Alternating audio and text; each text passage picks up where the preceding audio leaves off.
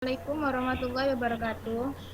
Perkenalkan, kami dari kelompok 8 akan mempresentasikan mengenai bab perkembangan.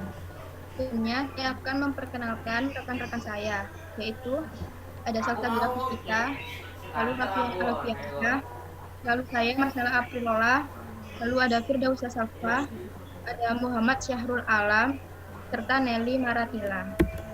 Di sini saya akan menjelaskan mengenai pengendali pergerakan. Kendali pergerakan sendiri adalah Kowe bermanfaat untuk jatuh mengendalikan jatuh. perilaku, yaitu yang dibutuhkan adalah pergerakan. Kita pasti membutuhkan otak untuk bergerak, melihat, berbicara, berpikir, mendengar, memahami ucapan, dan sebagainya. Lalu berikutnya ini ada Semari, otot semari. dan pergerakan. Ada otot polos. Otot polos adalah gerak yang dikontrol secara tidak sadar. Otot polos ini juga ditemukan pada usus dan organ lainnya. Ada pula otot rangka. Otot rangka bekerja di bawah kendali sistem syaraf sadar. Otot jantung. Otot jantung terdapat pada dinding jantung. Otot jantung dalam kendali tak sadar. Lalu ada otot cepat dan otot lambat. Dalam seekor ikan itu memiliki 3 otot, yaitu ada otot merah, otot merah muda, dan juga otot putih. Otot merah biasanya menghasilkan pergerakan yang paling lambat, tetapi tidak rentan dengan kelelahan. Otot merah muda berada pada tingkat pertengahan dalam hal kecepatan maupun kerentanan dalam kelelahan.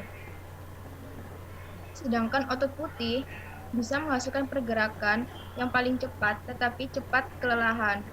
Pada suhu tinggi, pada ikan akan bergantung pada otot merah serta otot merah muda. Pada suhu yang lebih dingin, ikan sendiri akan sangat bergantung pada otot putihnya. Lalu berikutnya ada pengendalian otot melalui proprioseptor. Proprioseptor sendiri adalah sebuah reseptor yang mendeteksi posisi atau pergerakan bagian tubuh yang ada dalam hal otot. Otot mendeteksi regangan dan ketegangan sebuah otot, lalu mengirimkan informasi tersebut sehingga sumsum tulang belakang menyesuaikan sinyalnya. Refleks regangan ditimbulkan oleh sebuah regangan. Contohnya pada proprioreseptor adalah gelondong otot, reseptor yang sejajar dengan otot yang memberikan respon terhadap regangan. Organ tendon Golgi adalah proprioreseptor yang memberikan respon terhadap peningkatan ketegangan otot. Letaknya yaitu di kedua ujung tendon sebuah otot. Fungsi dari organ tersebut memiliki untuk menghentikan kontraksi otot yang berlebihan. Lalu berikutnya akan dijelaskan oleh teman saya yaitu Salsabila. Satuan pergerakan. Pergerakan macamnya beragam, tidak hanya diartikan seperti berjalan, berbicara, memasukkan benang dalam jarum. Macam pergerakan ialah pergerakan volunter, involunter, balistik, dan terpadu. 1. Gerakan volunter. Gerakan volunter adalah gerakan tubuh yang dihasilkan oleh kontraksi otot yang dikendalikan oleh sistem saraf dengan melibatkan korteks kesadaran secara penuh. Contoh seperti itu adalah pada saat orang berjalan, secara sadar orang tersebut mengangkat dan menurunkan kaki secara bergantian. Tetapi orang tersebut tidak berpikir bagaimana sikap dan keseimbangan berjalan normal. 2. Gerakan involunter. Gerakan involunter hampir bisa diartikan seperti gerak refleks, yaitu pergerakan yang terjadi bukan atas kesadaran. Jalur syaraf yang dilalui untuk timbulnya aktivitas refleks. Seperti jika debu tertiup ke muka, mungkin kita akan menutupkan mata. Tidak hanya mata, tetapi refleks lainnya juga timbul sehingga kita ikut juga menutup mulut. Gerakan balistik. Gerakan balistik adalah pergerakan yang dilakukan secara keseluruhan tetapi tanpa adanya tindakan pengoreksian. Contoh dari gerakan balistik ialah refleks perenggangan atau rekonstruksi pupil. 4. Gerakan terpadu. Gerakan terpadu mendeteksi lokasi target dengan cara menyelesaikan lintasan melalui tindakan pengoreksian sehingga dapat menentukan arah yang sesuai. Contohnya, jika kita memasukkan benang ke dalam jarum. Urutan perilaku.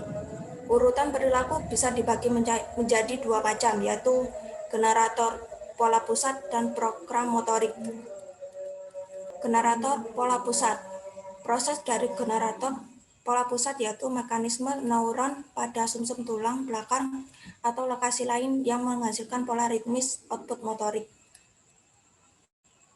Proses dari program motorik ialah suatu program motorik yang dapat dipelajari atau sudah tertanam dalam dikenal sebagai gerakan yang halus dan secara keseluruhan terkoordinasi dengan yang baik.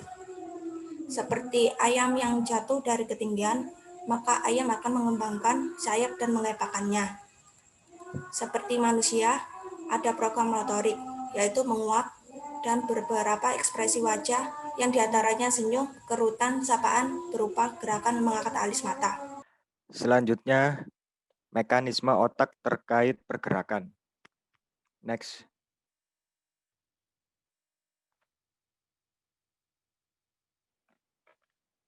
Kita harus memahami bagaimana otak mengendalikan pergerakan. Tujuannya adalah untuk menolong penderita kerusakan sumsum tulang belakang atau orang yang mengalami amputasi anggota badan. Berarti memahami bagaimana otak mengendalikan pergerakan sangatlah penting. Next.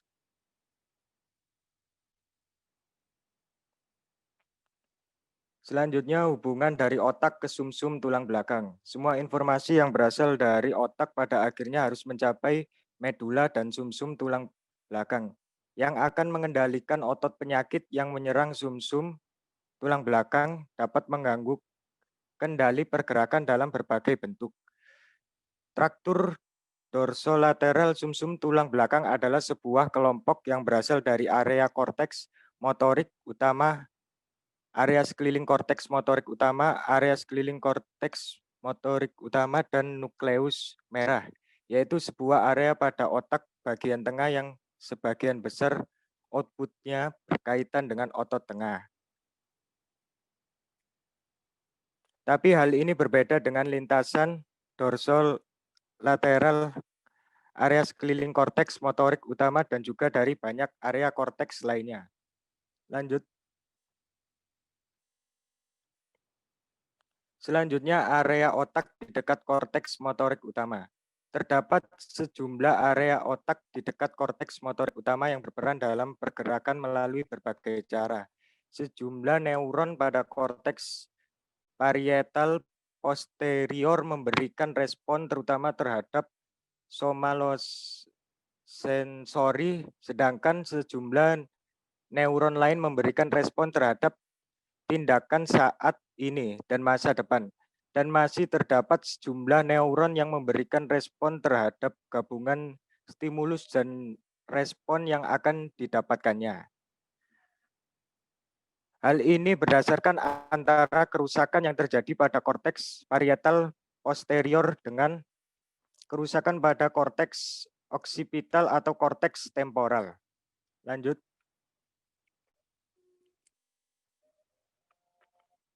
Selanjutnya, keputusan dan pergerakan yang disadari. Studi yang meneliti pasien penderita kerusakan otak memberikan sebuah jalan terang terhadap isu tersebut. Peneliti menggunakan metode terdapat sekelompok pasien yang mengalami kerusakan korteks parietal. Sekelompok pasien lain memperlihatkan adanya kesadaran dengan bentuk yang berbeda. Pasien penderita kerusakan pada korteks motorik utama belahan otak kanan tidak dapat melakukan pergerakan volume di bagian tangan kiri atau kaki kiri. Jadi pasien penderita kerusakan pada korteks motorik utama tidak dapat melakukan pergerakan volunteer di bagian tangan kiri atau kaki kiri. Next.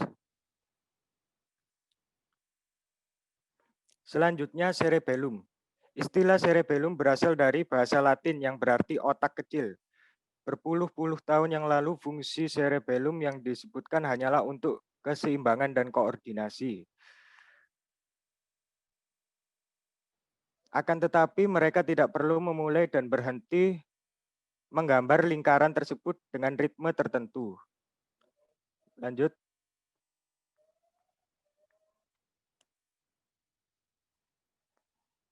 Selanjutnya, bukti adanya peran yang luas. Masao itu pada tahun 1984 mengemukakan bahwa peran penting cerebellum adalah untuk menetapkan program motorik baru yang memungkinkan individu untuk melakukan serangkaian tindakan sebagai satu kesatuan individu yang dapat melakukan satu jenis pergerakan yang membutuhkan pengaturan waktu secara akurat, misalnya mengetukkan jari sesuai dengan ritme.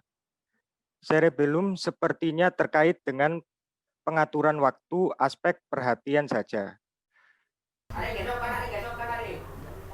Ya, di sini saya akan menjelaskan apa itu bangsal ganglia. Istilah basal ganglia merujuk pada sebuah kelompok besar struktur subkortek pada otak bagian depan. Arti ganglia sendiri ialah bentuk jamak dari ganglion. Ganglion adalah kumpulan padat sel saraf yang berbeda di luar sistem saraf pusat yang diselimuti oleh jaringan pengikat padat. Kategori basal ganglia terdiri dari nucleus caudatus. Ialah sebuah organ massa substantia grisea yang besar berbentuk huruf C. Ada juga putamen, yaitu sebuah organ yang terletak di dalam daerah claustrum dan globus pallidus. Globus pallidus ialah sebuah organ terdiri dari sel-sel yang besar dan berbentuk poligonal. Ya, di sini saya akan menjelaskan tentang alur bangsal ganglia, yaitu pertama input masuk dari korteks cerebrum, dia lanjutkan ke nucleus caudatus, dan outputnya berada di globus pallidus dan kembali ke korteks motorik dan korteks prefrontal. Di output globus pallidus, ia akan melepaskan GABA. GABA ialah suatu cairan asam yang memiliki efek penghambatan fungsi motorik. Sedangkan input dari nucleus caudatus dan putamen memberi informasi mengenai pergerakan mana yang harus diakhiri inhibisinya. Kemudian area otak dan pembelajaran motorik. Dari semua area otak yang bertanggung jawab terhadap pengendalian pergerakan, yaitu semua bagian berperan penting dalam pembelajaran keterampilan baru. Dan di sini ada penderita kerusakan basal ganglia. Di antaranya mengalami gangguan pembelajaran keterampilan. Kedua, lambat memulai atau memulai sebuah pergerakan. Ketiga, seringkali ragu dalam membuat pilihan apapun. Sekian dari penjelasan saya. Selanjutnya akan dijelaskan oleh teman saya. Ya, di sini saya akan menjelaskan tentang gangguan pergerakan. Beberapa gangguan saraf menyebabkan gangguan pergerakan yang berlebihan dan berlangsung lama. Berikut saya akan bahas dua contoh gangguan saraf, yaitu yang pertama, penyakit Parkinson. Penyakit Parkinson meliputi kekakuan otot, tremor otot, pergerakan yang lamban, dan sulit untuk memulai kegiatan fisik dan mental. Penyakit tersebut menjangkiti 1 atau 2 individu yang berumur 40 tahun dan seiring dengan pertambahan umur individu tersebut. Penderita penyakit Parkinson juga lamban dalam melakukan tugas kognitif, misalnya membayangkan sebuah peristiwa atau tindakan, bahkan ketika mereka tidak perlu melakukan pergerakan apapun. Sebagian penderita mengalami depresi dan banyak memperlihatkan gejala kekurangan ingatan dan nalar. Penderita penyakit Parkinson tidak lumpuh atau lemah. Mereka hanya tidak mampu menginisiasi pergerakan spontan tanpa adanya stimulus yang memandu tindakan mereka. Penyebab utama penyakit Parkinson adalah kematian neuron yang terjadi secara bertahap. Kemungkinan penyebab penyakit Parkinson. Penyakit Parkinson yang muncul sebelum umur 50 tahun biasanya disebabkan oleh gen. Terkadang, penyakit Parkinson disebabkan oleh paparan zat peracun. Beberapa orang dengan kisaran umur 22 sampai dengan 42 tahun terdeteksi dengan gejala penyakit Parkinson setelah menggunakan obat yang mirip dengan heroin. Pengobatan penyakit Parkinson. L-dopa atau prekursor dopamin yang dapat melintasi sawar darah otak. Meskipun L-dopa masih menjadi pengobatan utama yang digunakan untuk penyakit Parkinson. Tetapi tidak dipungkiri L-dopa memiliki beberapa kelemahan. Salah satunya tidak begitu efektif untuk sebagian pasien. Maka dari itu peneliti menemukan alternatif dan suplemen lain sebagai terapi penyakit Parkinson, di antaranya obat antioksidan untuk mengurangi kerusakan lebih lanjut. Yang kedua, obat yang menstimulasi reseptor dopamin secara langsung. Yang ketiga, nefrotofin untuk mendorong kesintasan dan pertumbuhan neuron yang tidak rusak. Yang keempat, obat yang mencegah apoptosis, kematian sel yang terprogram pada neuron yang tidak rusak. Yang terakhir, stimulasi listrik frekuensi tinggi pada globus pallidus atau nukleus subthalamus. Sini saya akan menjelaskan tentang penyakit Huntington. Penyakit Huntington dikendalikan oleh sebuah gen autosom dominan yang artinya bukan gen pada kromosom X atau Y. Fakta bahwa gen untuk penyakit Huntington adalah gen dominan. Maka hal tersebut mengindikasikan terjadinya kemunculan fungsi yang tidak diinginkan. Seperti sebuah keluarga yang ayah dan ibunya menderita penyakit Huntington, maka 50% kemungkinan keturunannya menderita penyakit tersebut. Peneliti telah melakukan riset untuk mencari obat penyakit Huntington terhadap hewan dan manusia. Hasil uji coba tersebut membuktikan bahwa pada hewan ini mampu bekerja dengan baik, tetapi pada saat dilakukan uji coba kepada manusia, ternyata hasilnya tidak semaksimal seperti pada hewan. Jadi, penyakit Huntington itu obatnya belum ditemukan. Tapi, peneliti itu telah melakukan riset dan percobaan untuk mencari obat Huntington tersebut. Gangguan saraf Huntington yang diawali dengan sentakan pada tangan dan kemudian berurutan pada wajah, lalu tremor mulai menyebar ke seluruh bagian tubuh. Penyakit ini mengganggu aktivitas berjalan, berbicara, dan pergerakan volunteer lainnya. Penderita penyakit Huntington juga mengalami gangguan psikologis antara lain depresi, gangguan ingatan, gugup, halusinasi, delusi, penilaian yang tidak tepat, dan gangguan seksual. Umumnya, penyakit Huntington muncul di antara umur 30-50 tahun. Penyakit ini mengganggu motorik dan psikologis pasien secara bertahap dan berujung pada kematian. Pada penyakit ini sendiri, belum ditemukan pengobatan yang tepat, tetapi obat-obatan terapi fisik dan terapi bicara dapat membantu mengelola sebagian gejalanya. Sekian dari kelompok 8. Bila ada salah kata, wassalamualaikum warahmatullahi wabarakatuh.